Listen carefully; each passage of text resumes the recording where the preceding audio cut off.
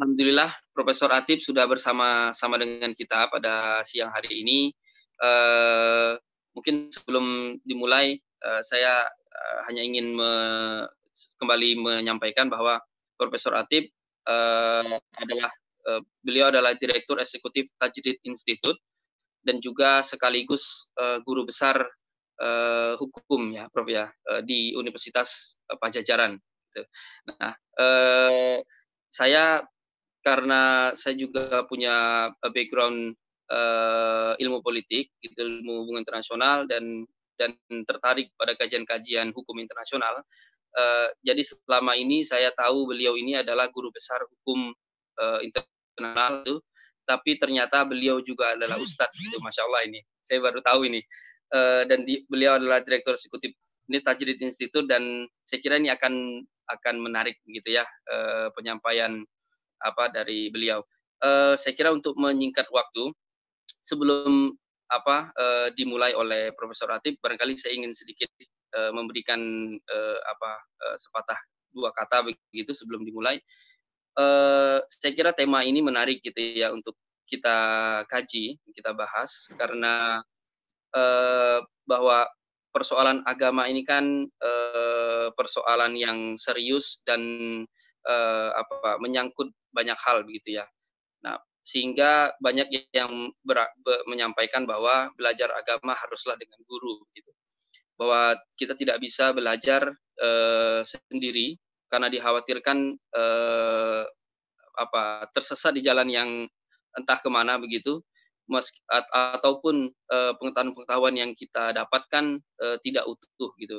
Karena kesalahan ataupun kekeliruan dalam belajar agama akibatnya tidak hanya di dunia ini, tapi ada tanggung jawab akhirat yang kita pegang begitu, yang kita bawa gitu. Nah, sehingga memiliki guru dalam belajar agama saya kira menjadi sangat penting. Nah, terkait dengan hal itu, saat ini kita kebetulan hidup di masa yang serba dengan kemajuan teknologi, di mana terutama kemajuan internet, akses internet semakin mudah, gitu ya. Kita bisa belajar dari website-website, tulisan-tulisan para ulama, para ustadz, para cendekiawan, begitu. Maupun kita bisa belajar dari video-video online yang ada di YouTube misalnya, bahkan mungkin termasuk forum-forum online semacam ini begitu. Nah, terkait dengan hal itu, lantas kemudian yang menjadi concern-nya adalah bagaimana kemudian dalam perspektif fikihnya, gitu, bagaimana hukum seseorang, gitu, kita jika ingin belajar agama, namun kemudian tidak secara spesifik dengan satu atau beberapa orang guru, baik itu di pesantren atau di sekolah-sekolah Islam gitu ya, atau di forum-forum forum-forum majelis yang sifatnya tatap muka. Nah, dengan kemajuan teknologi itu kemudian barangkali banyak saat ini berkembang bahwa banyak yang belajar agama melalui cukup dengan sumber-sumber yang ada di internet begitu. Nah, hal-hal yang semacam inilah yang ingin dikaji begitu, yang insya Allah nanti disampaikan oleh Profesor Atib bagaimana hukum belajar agama melalui internet semacam itu. Untuk menyingkat waktu, saya kira saya langsung persilahkan kepada Profesor Atib, dan sekali lagi mohon teman-teman untuk mute semua mikrofonnya, dan nanti setelah Profesor Atib menyampaikan, dan insya Allah nanti akan dipandu oleh host untuk sesi tanya jawab. Barangkali itu saja, saya persilakan kepada Profesor Atib untuk menyampaikan majelis diskusi pada siang hari ini. Mangga, Prof. Assalamualaikum warahmatullahi wabarakatuh. Waalaikumsalam warahmatullahi wabarakatuh. Alhamdulillahirabbil alamin wa bihi nasta'inu ala umuri dunya waddin. Asyhadu an la ilaha illallah wa asyhadu anna Muhammadan abduhu wa rasuluh alladzi la nabiyya ba'dah. Alhamdulillah, saya memanjatkan syukur kehadirat Allah Subhanahu wa taala pada siang hari ini bisa bertemu lewat dunia maya ya. Saya disodori tema ya. Ini surprise sebetulnya. Kenapa ada tema seperti ini gitu ya. Saya sendiri latar belakang saya memang sekarang sebagai dosen ya, guru besar hukum internasional di Fakultas Hukum Universitas Pajajaran. Dan ada yang lebih spesialis lagi dari kajian saya, yaitu mengenai Air and Space Law, ya, hukum udara dan angkasa. Mungkin ada yang baru dengar di situ ya. Jadi Al-Qanun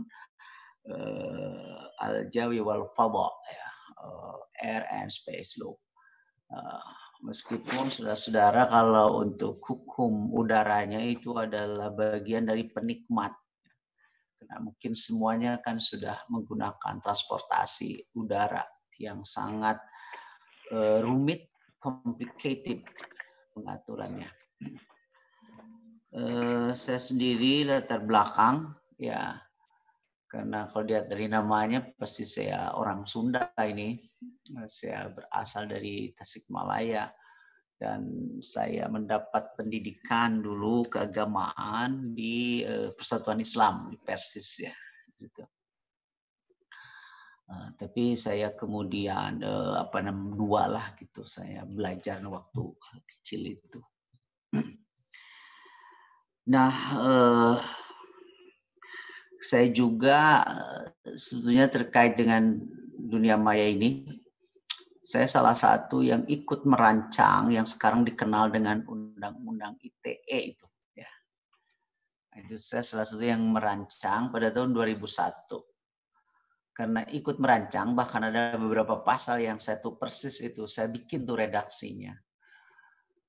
Tapi menjadi surprise, kenapa Undang-Undang ITE itu sekarang menjadi undang-undang yang menjerat orang di situ ya.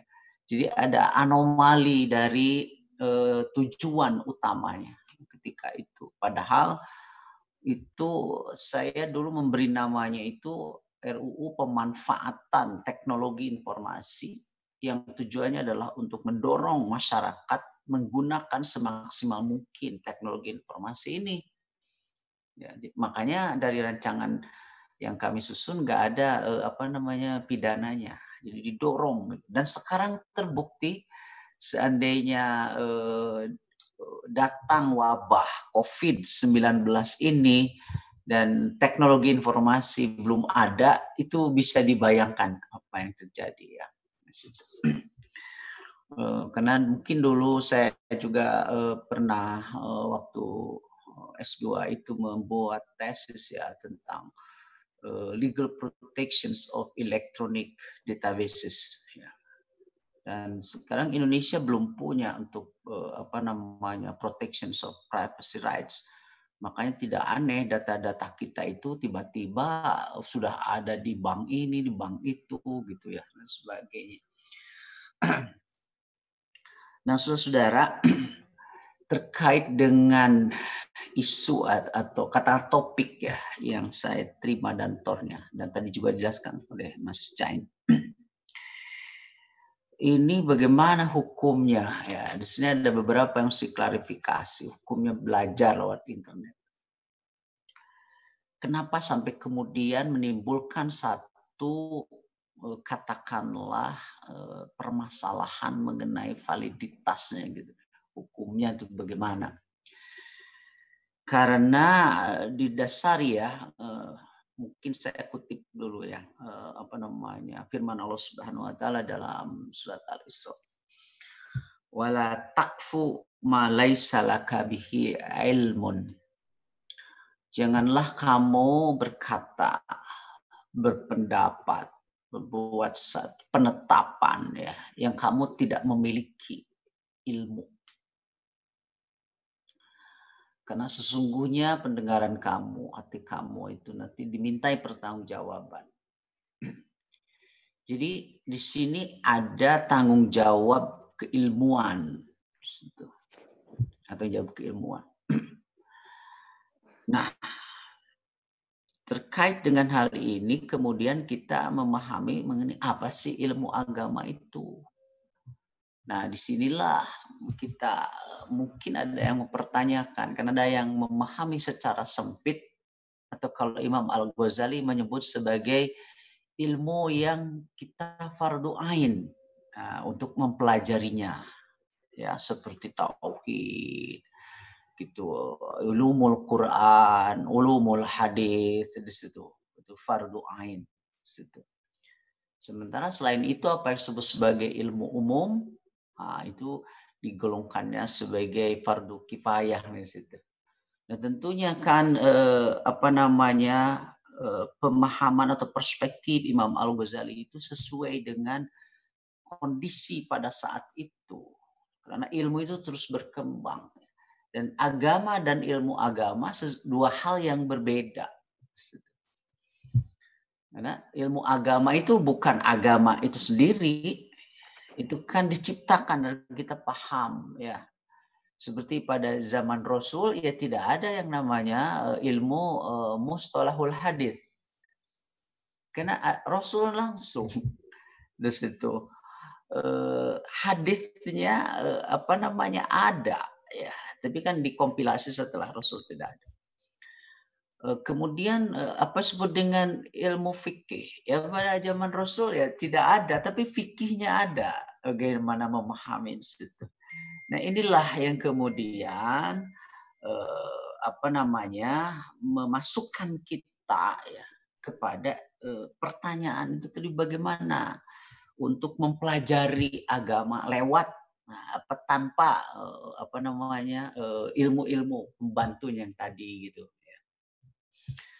Nah, zaman Rasul ya tidak ada diajarkan para sahabat ilmu nahu dan sorof, karena ya mereka kan orang Arab situ.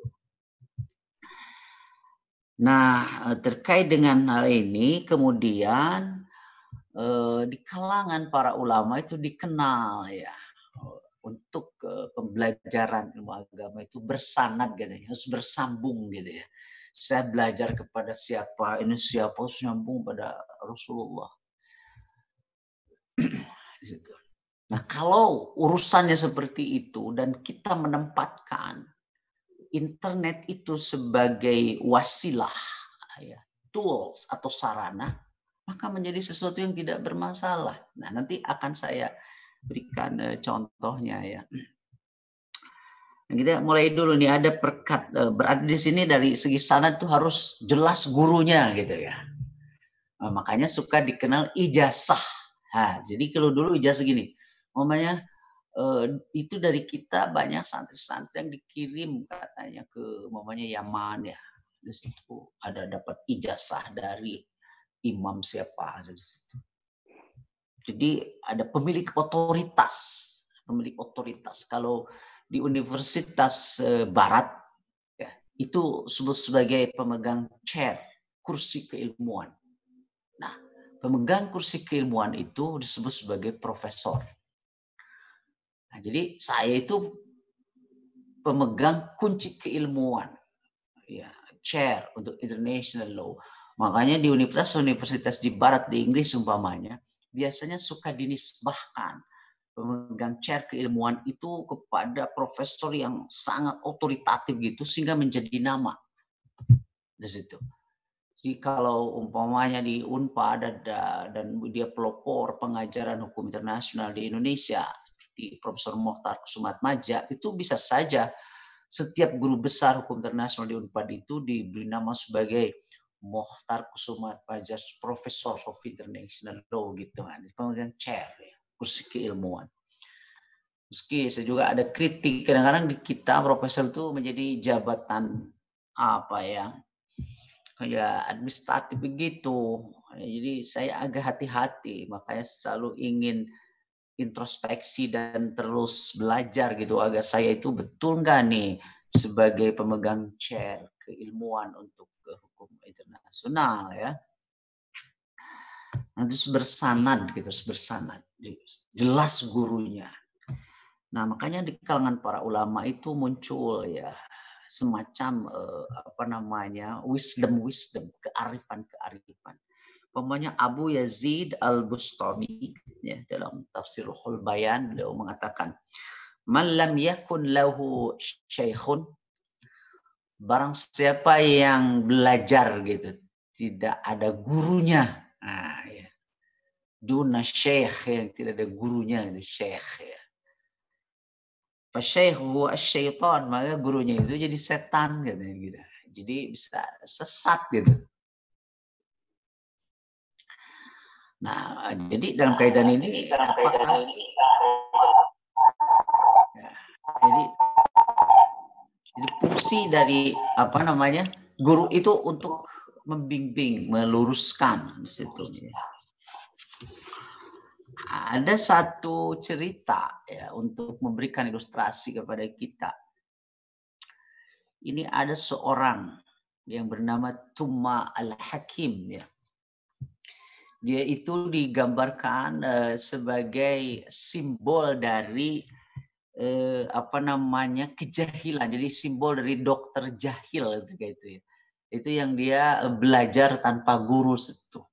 Tuma Al-Hakim. Dia itu orang tuanya, ayahnya itu dokter. Tabib ya, tabib.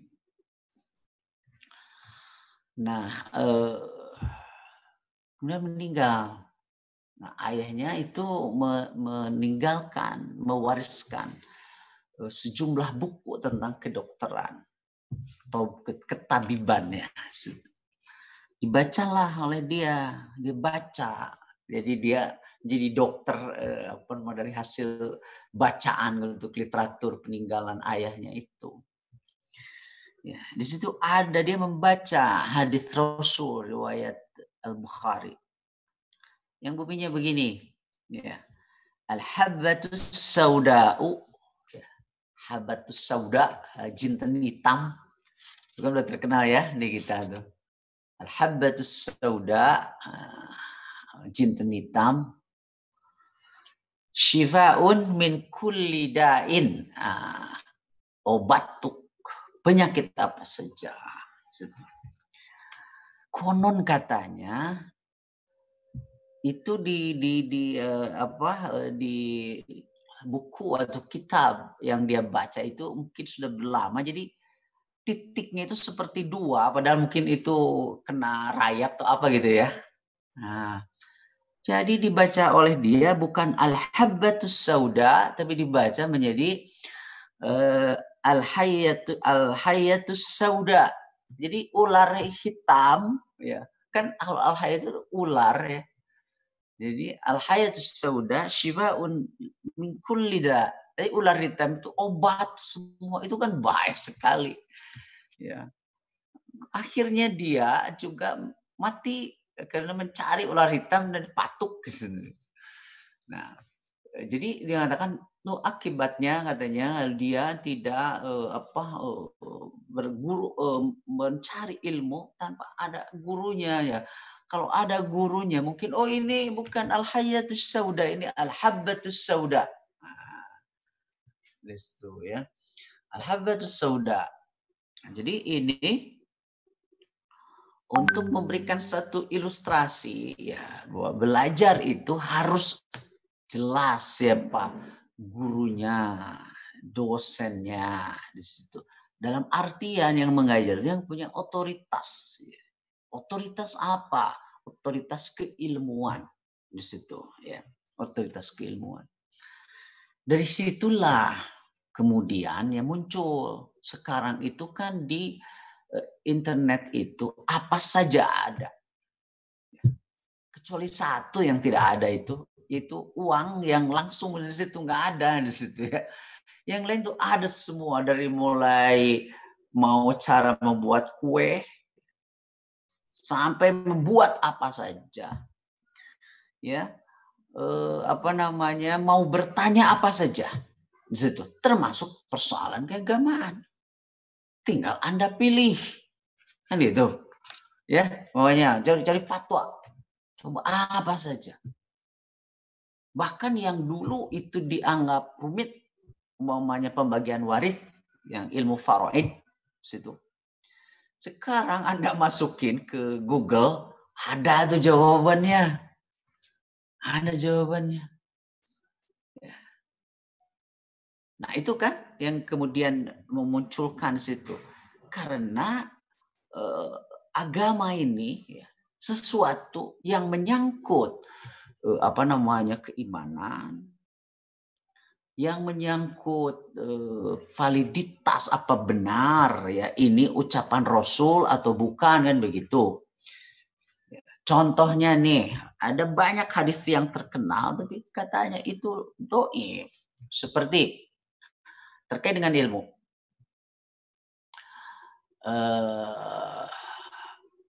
Thalabul ilm faridatun ala kulli muslimin wa muslimat. Gitu kan. Ada yang mengatakan dhaif tuh ada situ. Mencari ilmu itu wajib situ. Tapi bukan berarti karena itu dhaif mencari ilmu menjadi tidak wajib, tapi bukan itu dasarnya gitu. Atau yang terkenal ya, utlubul ilm walau kana bisin. Nah, carilah ilmu walaupun ke Sino, ke Cina. Itu kan itu dhaif banget itu hadisnya ya. Malah akhirnya kan dipakai sekarang terkait juga dengan karena relasi Indonesia dengan Cina sedang sangat erat-eratnya, begitu ya. Makanya jangankan pinjam duit katanya ke Cina, kita disuruh nyari ilmu, gitu kan judulnya. Kalau mencari ilmu suruh ke Cina, maka kita juga harus dekat ke orang Cina gitu ya. Nah, itu banyak lagi atau bahkan ya yang sudah sangat terkenal seperti hadis an-nadzafatu minal iman. Kebersihan sebagian dari iman. Itu dhaif hadis itu ya dari segi sanadnya meskipun terbantu oleh hadis yang lebih sahihnya. Itu kan sudah dikenal kan ada semua ya hadis tersebut. Nah, apalagi di Google itu. Nah, tadi saya katakan ini terkait dengan otoritas ya. Dari Tor yang saya baca, nah, itu tadi kan di Google itu susah dia apakah dia itu punya otoritas atau tidak. Gitu ya. Nah, jangan-jangan memang dia gak punya otoritas. Nggak mengambil dari sini, ngambil dari sini. Terus dia terbuka untuk semua. Nah, jadi bagaimana sebetulnya hukumnya di sini? Saya ingin mengatakan begini, kalau ya dari wisdom keilmuan itu, bahwa keilmuan itu kan harus bertanggung jawab, ada accountability-nya. Ketika kita kemudian mengajarkan kembali, ya, sehingga harus belajar kepada yang punya otoritas. Kalau itu kemudian yang menjadi patokannya, ya, karena memang ilmu itu harus dari yang sumber ilmu juga kan di situ. Jadi belajar di internet itu persoalannya adalah internet sebagai wasilah, tool itu tidak ada masalah, bahkan sekarang wajib. Hanya kita ya, sekarang kan di internet itu lewat YouTube segala macam. Para ulama, ustadz yang punya otoritas, mereka punya channel YouTube masing-masing. Jadi kita sudah paham kalau umpamanya saya ingin belajar ilmu hadis kepada yang punya otoritas. Nah sekarang yang punya otoritas keilmuan itu mengajar juga. Nah berarti sekarang adalah belajar di internet itu menjadi tidak boleh kalau tidak jelas otoritasnya. Kita kan membaca di situ. Sekarang banyak sekali saya umpamanya membuka channelnya, saya ingin tahu begitu YouTube terkait dengan bahasa Arab, pengajaran bahasa Arab kontemporer. Banyak di situ. Ya. Nah, jadi bukan persoalan belajar di internet, tapi kepada siapa kita belajar. Begitu. Nah, itu menjadi sangat penting. Bahkan kan sekarang pasca COVID-19 itu terjadi satu revolusi dalam pembelajaran. dari mulai pendidikan tinggi sampai dengan pendidikan dasar, termasuk juga di pesantren. Bahkan wacananya itu akan 50%, 50%. Ya. Saya udah 3 bulan ini kan nggak keluar rumah, cuma bisa dihitung dengan jari keluar rumah itu. Dan tadi ini Jumat ini adalah Jumat pertama saya mengkhotibi kembali karena baru dibuka ya. Setelah ada new normal, meskipun new normal itu sendiri masih subhat lagi sekarang kan, gak jelas di situ. Jadi saya ini tadi khotib pertama. Jadi kuliah dan ternyata teman-teman lebih capek katanya kita. Bisa sehari masih kuliah, belum webinar segala macam ya di situ. Jadi justru nanti belajar itu harus ke internet. Tapi bukan belajar ke internetnya, tapi belajar kepada ulama lewat, nah itu. Karena ini berangkat sebetulnya mencari ilmu itu ya harus kepada yang ahlinya. Fas'alu ahla dzikri. Tanyakan kepada yang ahli, belajarlah kepada yang ahli. Di situ ya. In kuntum la ta'lamun, kalau kalian tidak tahu. Orang yang belajar adalah yang ingin tahu. Kepada siapa? Kepada yang tahu di situ. Nah, jadi belajar lewat internet itu tidak ada masalah sama sekali sepanjang sumber keilmuan atau orangnya, resource personnya, gurunya, syekhnya itu udah yang memang yang punya otoritas di situ. Itu menurut saya seperti itu ya. Nah, jadi silahkan, hanya Anda harus memilah di situ. Apa ini punya otoritas atau tidak? Ya kalau dulu di verifikasinya itu lewat sanadnya, dia belajar dari mana gitu kan. Sekarang kan terbuka di situ. Benar-benar dia punya otoritas di situ. Umpamanya otoritas saya yang itu adalah saya guru besar hukum internasional untuk Air and Space Law di situ. Jadi saya akan memiliki tanggung jawab keilmuan untuk itu. Meski kebenaran keilmuan kan itu kan relatif ya. Makanya saya terus mencaci juga. Antara lain dengan menjadi anggota dari organisasi profesional di situ. Umpamanya saya anggota dari International Law Association, ya, perhimpunan pakar hukum internasional dunia yang sudah ada sejak abad ke-18. Kemudian saya juga menjadi anggota dari International Institute of Space Law, ya, perhimpunan pakar hukum ruang angkasa dunia. Itu adalah untuk terus karena keilmuan itu bertambah di situ. Nah, jadi saya membimbing di situ dari mulai S1 sampai dengan S3. Mereka yang mau mengkaji mengenai international law, air and space law, mengenai international treaty law, ya, bahkan juga untuk filsafat hukum di situ. Nah, karena saya punya otoritas di situ, punya otoritas. Nah, jadi terakhir ingin saya katakan, tidak ada masalah belajar internet itu, tapi sumbernya yang kemudian bisa bermasalah. Kalau soal bukan saja di internet, di luar internet juga begitu.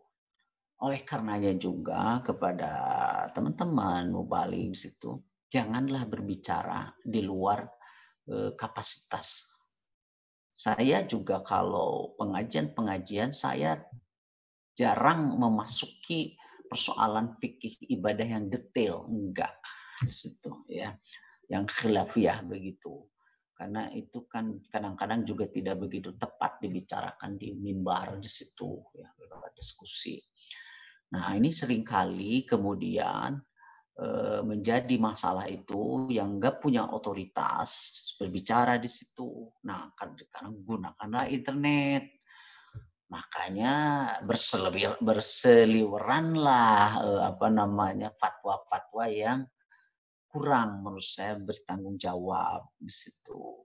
Itulah mungkin yang menjadi kegelisahan dari teman-teman di sini. Kalau jawaban saya, internet sesuatu yang justru sekarang itu wajib.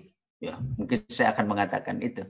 Karena ada satu kaidah yang mengatakan amrun bisyai'in amrun biwasailihi. Perintah untuk melaksanakan satu kewajiban, maka perintah juga sarananya di mana kewajiban itu akan dilaksanakan.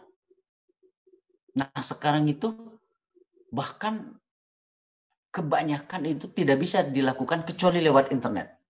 Ada pendaftaran ini dan lain sebagainya. Maka keberadaan internet itu sebagai wasilah menjadi sesuatu yang tidak dipisahkan. Ya. The two side of the one coin.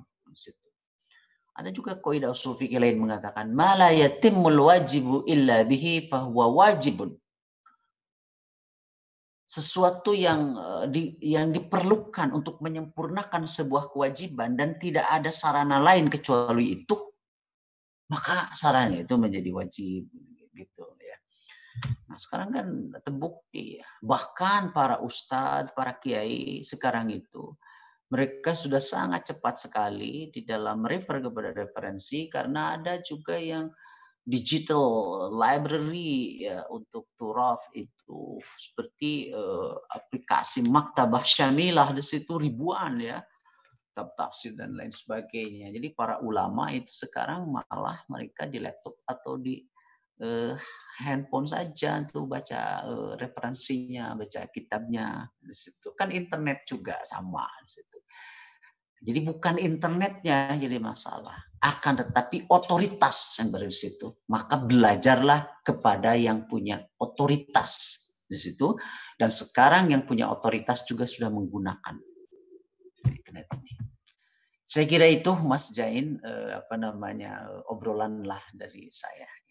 Terima kasih. Wassalamualaikum warahmatullahi wabarakatuh. Waalaikumsalam warahmatullahi wabarakatuh. Terima kasih banyak atas penyampaian dan pencerahannya Ustadz Profesor Atib. Saya kira ada beberapa poin yang bisa saya tangkap gitu ya, yang mungkin nanti akan kita lanjutkan dalam sesi tanya jawab.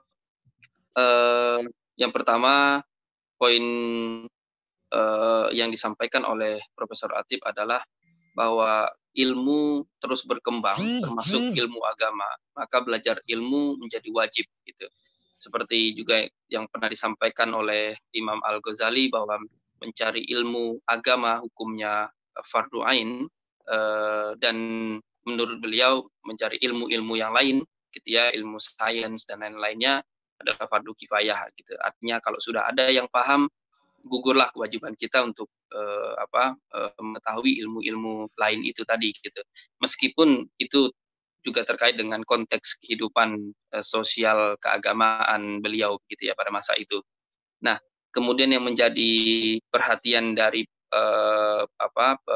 poin itu adalah yang jadi titik tekannya adalah bagaimana kita belajar mencari guru yang tepat, guru yang punya otoritas atas keilmuan yang jelas begitu ya. Jika ingin belajar fikih, belajarlah kepada guru yang punya otoritas fikih.